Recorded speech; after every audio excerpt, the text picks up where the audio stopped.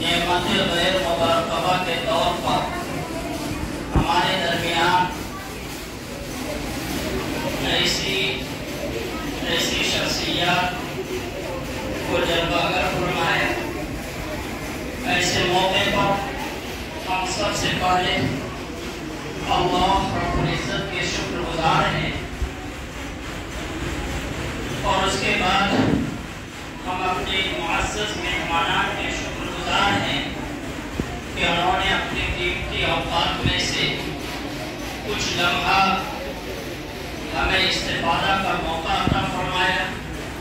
نبی کریم صلی اللہ علیہ وسلم فرماتے ہیں کہ جو لوگوں کے شکریہ ادا نہیں کرتے، شکر گزار نہیں ہیں ان کے احسانات پر، تو حقیقت میں وہ اللہ کا بھی شکر گزار نہیں ہو سکتا۔ اس حدیث کی بنیاد پر ہم مہمانان کرام کا شکر ادا کرتے ہیں کہ آپ نے ہمیں قیمتی وقت میسر فرمایا۔ اللہ رب العزت آپ حضرات کو اپنے شایان شان بدل عطا فرمائے اور آپ کے آنے کو قبول فرمائے، اور آپ کی آمد کی وجہ سے ہمارے علاقے میں اللہ رب العزت حسن قرأت اور قرآن کریم کو تجوید کے ساتھ، مخارج کے ساتھ اور قرآن کریم کی تلاوت کا جو حق ہے اس کے ساتھ پڑھنے کا اللہ رب العزت ایک ماحول بنا دے۔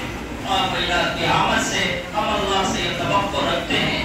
طلبہ عزیز، آپ کو معلوم ہونا چاہیے کہ ہندوستان کے مشہور و معروف، اور صرف ہندوستان ہی نہیں بلکہ بین الاقوامی سطح پر یعنی آل انڈیا کے طور پر اگر دارالعلوم دیوبند کو ایک طرف شہرت حاصل ہے تو اللہ تعالیٰ نے جامعہ عقل قوا کو، جامعہ اشاعت العلوم عقل قوا کو بھی ایک شہرت عطا کی ہے، اور پوری دنیا میں ان کے پڑھنے والے، ان کے فیض یافتہ پوری دنیا میں خدمات انجام دے رہے ہیں۔ اور خاص طور پر حضرت مولانا غلام محمد وسطانوی صاحب رحمۃ اللہ علیہ، ان کے قبر کو اللہ نور سے بھر دے، ان کی مغفرت فرمائے، کروٹ کروٹ جنت نصیب فرمائے اور اعلی علین میں جگہ نصیب فرمائے۔ انہوں نے ایک اڑھن، ایک درد کو لے کر کے ہندوستان کے کونے کونے کا سفر کیا کہ ایک ایک بچہ عمدہ قرآن پڑھنے والا بن جائے اور ہر مدرسے میں قرآن کریم کو عمدہ طریقے پر پڑھانے کا ایک ماحول بن جائے۔ جیسا کہ قرآن کریم قرآن کا نزول ہوا ہے اس طرح پڑھنے کی کوشش کی جائے اور ہر مدرسے میں یہ ماحول بنے۔ انہوں نے چل پھر کر کے ہر علاقے میں مسابقۃ القرآن الکریم کا جو ہے ایک ماحول پیدا کیا۔ بہار کے بھی مختلف علاقے میں مسابقۃ القرآن الکریم کے نام سے پروگرام کیا، جن میں مدرسے کے طلبہ نے بھرپور شرکت کی۔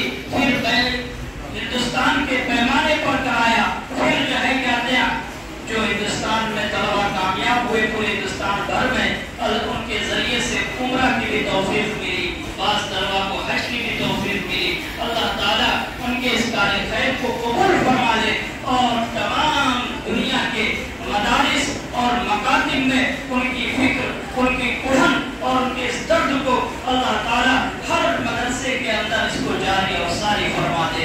اللہ تعالیٰ سے ہمیں دعا کرنا چاہیے اسی جامعہ اشاعت العلوم عقل قوا کے معقل من الشیطان الرجیم بسم اللہ الرحمن الرحیم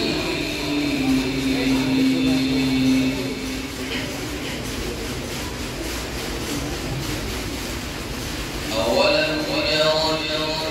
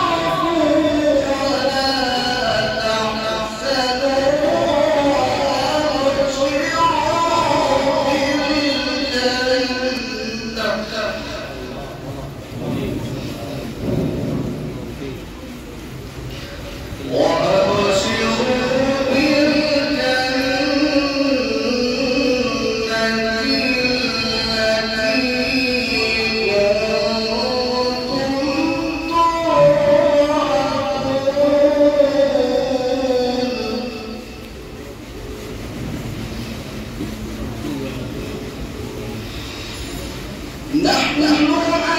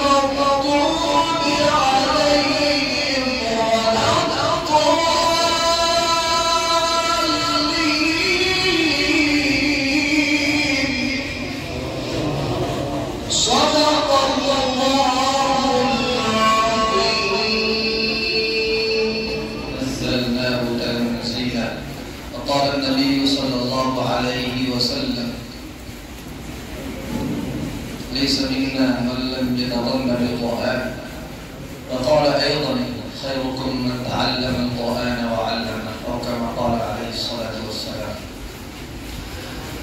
اساتذہ علم و فضل اور میرے بہت ہی پیارے مہمان رسول، عزیز طلباء، میرے بھائیوں، اللہ کا بے پایاں احسان اور شکر ہے کہ اللہ نے ہم سب کو ایک ایسے ادارے میں جمع فرمایا کہ جہاں ہمارے استاد محترم، ہم سب کے مربی و مشفق حضرت قاری احمد اللہ صاحب، جن کو ہم آج نور اللہ مرقدہ و رحمۃ اللہ علیہ کہتے ہیں، حضرت نے تعلیم کاری۔ ہمارے لیے بہت ہی سعادت کی بات ہے کہ آج ہم حضرت کی اس مادر علم میں آپ موجود ہوئے۔ پس منظر اس کا کچھ یوں ہے کہ ہم سب کل ہوا ہمیں حضرت قاری صاحب رحمۃ اللہ علیہ کے امام حضرت کے ارشاد پر کام کر رہے تھے، اور حضرت کے آخری زندگی میں حضرت رحمۃ اللہ علیہ نے اپنے کچھ شاگردوں کو، خصوصاً اور عموماً تمام شاگردوں کو یہ نصیحت اور وصیت فرمائی کہ آپ سب کو فن پڑھایا ہے، اس فن میں جمود نہیں آنا چاہیے، آپ اس کو لے کر بیٹھ نہ جائیں۔ ٹھیک ہے، آپ مدرسے میں پڑھاتے ہیں، کسی خاص جگہ میں رہتے ہیں، لیکن موقع بموقع بغیر بلائے قریہ لوگ جہاں نہیں پہنچ رہے وہاں آپ جا کر لوگوں کو صحیح قرآن سنائیے تو صحیح۔ اللہ کا کرنا ایسا ہوا، بلکہ اللہ کی نوازش ہی ہے کہ حضرت کے انتقال کے بعد ہم تمام شاگردوں نے مشورہ کیا، اور عقل کنواں کے اطراف میں مسجدوں میں جا کر ہم جمعرات کے دن قرآن سناتے ہیں۔ مغرب سے عشاء دو چار ہمارے ساتھیوں کی تلاوت ہوتی ہے، اور خود سے جاتے ہیں، خود سے آ جاتے ہیں۔ پھر دن میں داعیہ پیدا ہوا، ہمارے ایک ساتھی میسور کے ہیں، انہوں نے جب یہ پروگرامات چونکہ میں میرے چینل پر اپلوڈ بھی کرتا تھا، ان کو داعیہ ہوا کہ ہمارے ساتھی کرناٹک کی طرف آئے۔ گزشتہ سالانہ کی چھٹی میں ہم لوگ کرناٹک کی طرف تقریباً 7-8 مجلس میں ہوئی، 6 مجلس بنگلور میں اور میسور دونوں ملا۔ تو اس پروگرام سے پھر یہ بات سمجھ آئی کہ ٹھیک ہے، دوران تعلیم تو ہم کل کو اطراف میں ہی جا سکتے ہیں، لیکن چھٹیوں میں ہم ہر چھٹی کچھ نہ کچھ اور چھٹی کا ہم اس راستے کے لیے قربان کریں۔ تو الحمدللہ ہمارے ساتھ سارے ساتھی تیار ہوئے، اور پھر میں نے اس بات کہا کہ اب اگر کہیں جائیں گے تو ہمارے حضرت کا ہم سب پر آئیں گے اور پہلے بہار جائیں، اور یہ بہار کا یہ سفر طے ہوا، جس میں تقریباً 9 اضلاع میں مظاہرے قرات ہونا طے پایا۔ ارادہ تو ہے انشاءاللہ بہار کے ہر ضلع میں جائیں گے، لیکن اس سفر میں سارا کور نہیں ہو سکتا، تو ہمارا یہ بھاگلپور کا ضلع آج کا پروگرام کہیں طے نہیں تھا۔ حضرت مفتی صاحب نے توجہ دلائی کہ بھائی ایک دن میں چونکہ ہم لوگ کل رات کو پہنچے کہ شہر میں تو ٹھیک ہے، رشید العلوم میں کل پروگرام ہونا ہے، اور پورے کا آج طے ہوا ہے۔ پھر مفتی صاحب کا فون آیا کہ بھائی ہم کیوں محروم ہیں، اسلام مسلمین تو حقدار ہے اس آدمی، تو میں نے کہا انشاءاللہ آئیں گے ہم لوگ۔ اس طریقے سے آنن فانن میں یہ بابرکت مجلس طے ہوئی، اور بہت ہی ضروری ہے آج ہمارے ہندوستان میں خاص طور پر، معذرت کے ساتھ اگر میں کچھ غلط کہتا ہوں میری اصلاح کر سکتے ہیں آپ، 80% مدارس وہ ہے جہاں قرآن صحیح نہیں پڑھایا جا رہا ہے. 80% مدارس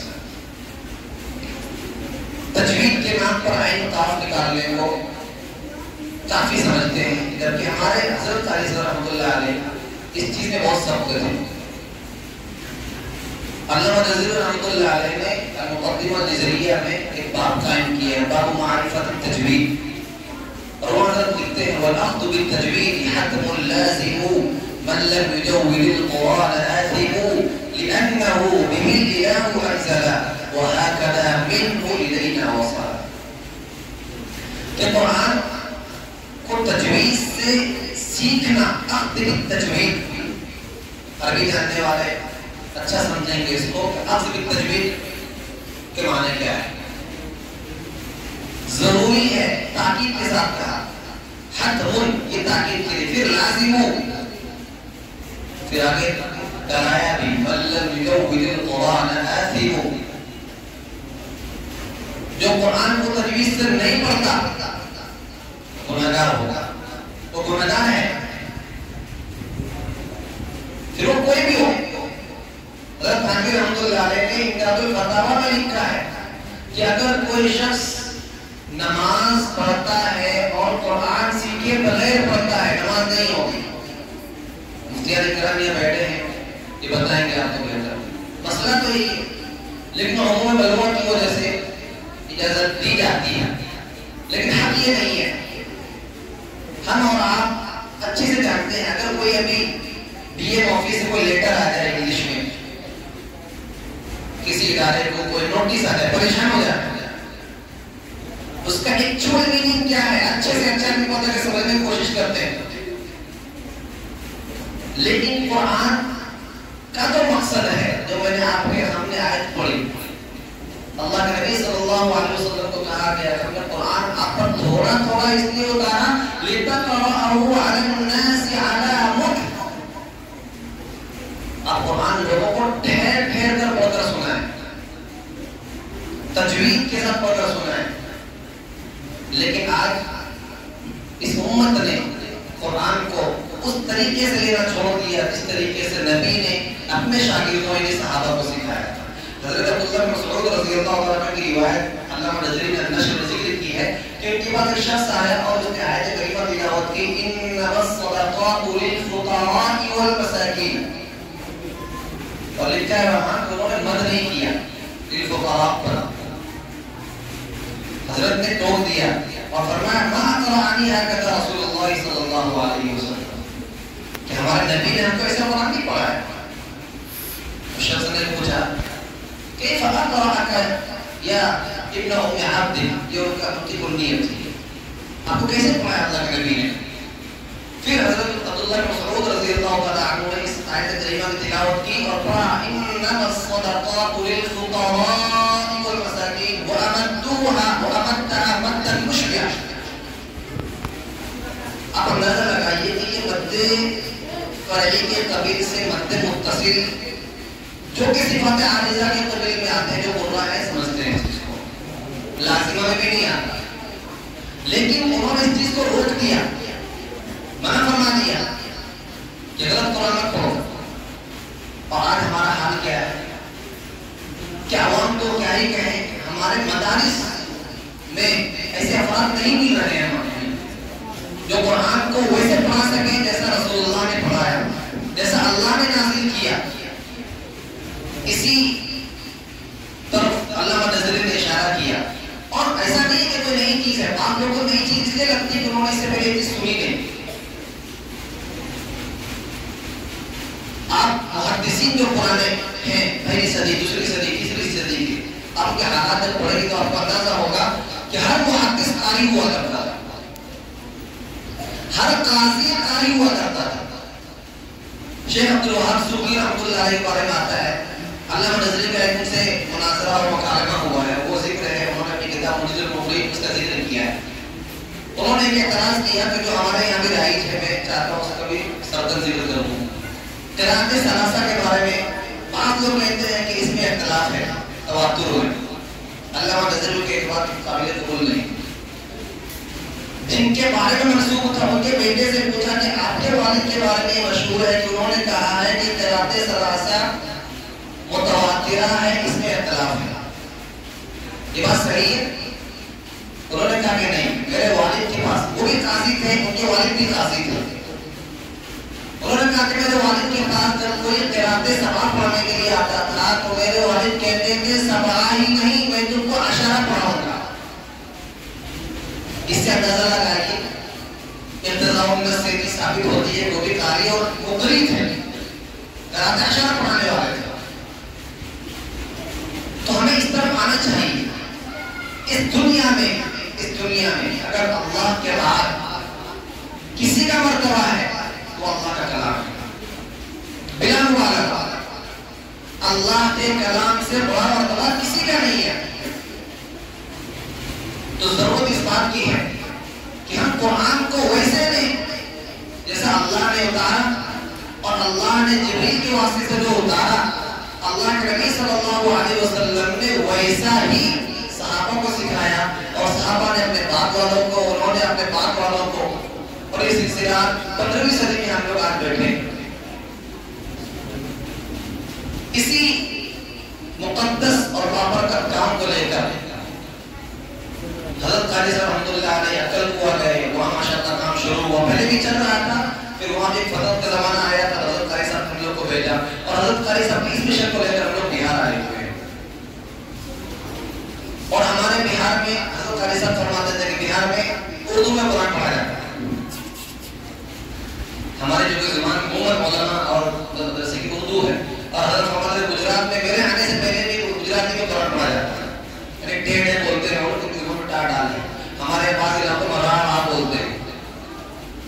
تو ہم کوشش کریں، اہل مدارس پر یہ ذمہ داری پہلے عائد ہوتی ہے کہ ہمارے مدارس میں ناظرے سے لے کر قرات کے منتہی درجے تک کا طالب علم تجوید کے خلاف قرآن نہ پڑھتا۔ حضرت قاری صاحب رحمۃ اللہ علیہ نے اپنی کتاب میں غالب حضرت تھانوی کا اس کا مقولہ نقل کیا ہے کہ اہل مدارس تین کام کر لیں، ان کو کسی چندے کی ضرورت نہیں ہے۔ اس میں سب سے پہلی چیز ہے اپنے مدرسے میں قرآن کریم کی تعلیم تجوید سے لاگو کریں، نیچے سے صرف شعبہ نہیں، ناظرے سے لے کر بچہ جب قرآن پڑھنا شروع کرے اس کا عروج درست ہونا چاہیے۔ حضرت قاری صاحب رحمۃ اللہ علیہ کی آخری زندگی میں کوشش یہ تھی کہ مکتب کے طلبہ کو عربی سکھائی جائے، مکتب کے طلبہ کو عربی سکھایا جائے۔ حضرت سے پوچھا کیوں ایسا؟ کہا کہ ہمارے یہاں کے چھوٹے چھوٹے بچے کانوینٹ اسکول میں جا کر انگلش بول سکتے ہیں تو عربی کیوں نہیں بول سکتے؟ اور نتیجہ کیا ہوگا کہ جب مکتب سے یہ بچہ عربی تلفظ سیکھے گا تو قرآن آٹومیٹک صحیح ہو جائے گا۔ اس لیے قرآن تو عربی میں نازل ہوا ہے، لیکن ہمارے یہاں کی مصیبت یہ ہے کہ بعض ادیب حضرات بھی عربی اگر 3 سال 4 سال کرتے ہیں لیکن تجوید سے نہیں، وہ عربی کی اردو انداز میں بولتے ہیں، لہجے عجمی میں عربی بولتے ہیں، تو وہ صاف معلوم ہوتا ہے۔ تو یہ تجوید عربی کے لیے خاص ہے اور قرآن کے لیے زیادہ خاص ہے۔ اسی محنت میں ماشاءاللہ جیسا نے بتایا حضرت قاری صاحب نے اپنے آخری سفر میں یہاں مجھے بھی اس کی اطلاع ملی تھی، بہت خوشی ہوئی کہ ماشاءاللہ اس دور مسلم میں بھی یہ فکر شروع ہوئی ہے اور بہت اچھا قدم ہے، اللہ اس کو اور برکت عطا فرمائے، اور ہمارے علاقے کے ہر ادارے میں تجوید کے ساتھ قرآن پڑھایا جائے گا انشاءاللہ، مدارس میں برکت ہوگی، اور ہم اپنی مسجدوں میں مصلیوں پر صحیح قرآن پڑھنے والا امام بھیج سکیں گے، ورنہ ہمارے علاقے میں کوئی باہر سے عمر کر کے نہیں آنے والا ہے، کوئی گجراتی نہیں آیا گیا۔ حضرت قاری صاحب فرماتے تھے گجراتی کو میں نے قرآن پڑھایا، یہ لندن تو جاتا ہے لیکن گجرات چھوڑ کے کہیں نہیں جانا چاہتا۔ یہ سب ماشاءاللہ گجرات کے افراد ہیں ہمارے ساتھ، یہاں تک آئے صرف حضرت کی نسبت پر۔ میں چاہتا ہوں کہ حضرت کے شاگردوں میں سے ایک نمونہ شاگرد حضرت کا پیش کروں۔ میں دعوت دیتا ہوں ہمارے ساتھی قاری وسیم صاحب صورتی گاؤں پر کارکنوں کو موضوع تشریف لائیں اور اپنی لہجے طبعی خاص طور پر جو یہ مقام حجاز پڑھتے ہیں نمازوں میں سننے سے تعلق رکھتا ہے۔ قاری صاحب سے گزارش کروں گا کہ تشریف لائیں اور تدبیر تلاوت پیش کریں۔ اعوذ باللہ من الشیطان الرجیم، بسم اللہ